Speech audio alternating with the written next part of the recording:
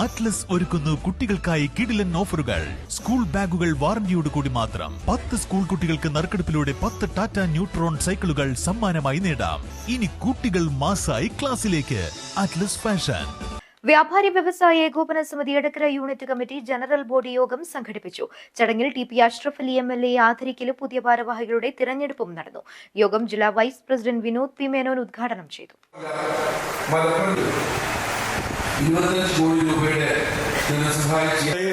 പിരിവെടുത്തതും പള്ളികള് ചർച്ചകള് തുടങ്ങിയ ഇവിടുത്തെ ജീവകാരുണ്യ സംഘടനയാണ് അവർക്ക് ബോധ്യപ്പെട്ടതിന്റെ അടിസ്ഥാനത്തിലാണ് അവരെ നമ്മുടെ 2026-27 വർഷത്തേക്കുള്ള നിങ്ങളുടെ പുതിയ പ്രസിഡന്റിനെ തിരഞ്ഞെടുക്കുക എന്ന പ്രക്രിയയാണ് ഇവിടെ ആദ്യമായി.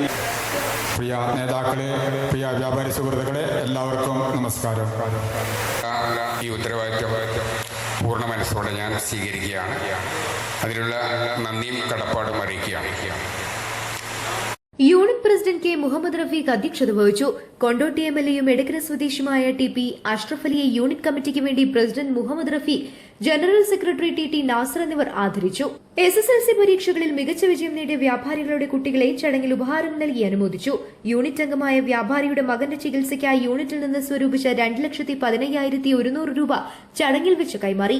ജില്ലാ കമ്മിറ്റിയുടെ പുതിയ പദ്ധതിയായ വൈബ്സ് പദ്ധതിയെക്കുറിച്ച് ജില്ലാ സെക്രട്ടറി അബ്ദുൽ ഹക്കീം ചങ്കരത്ത് വിശദീകരിച്ചു.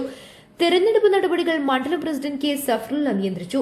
പി മധു, ബിജു നവീൻ, സജി തോമസ്, നൌഫൽ റൊസൈസ്, youth wing president M Basid, വനിതാ വിംഗ് പ്രസിഡന്റ് സൈദ ബീഗം എന്നിവർ സംസാരിച്ചു.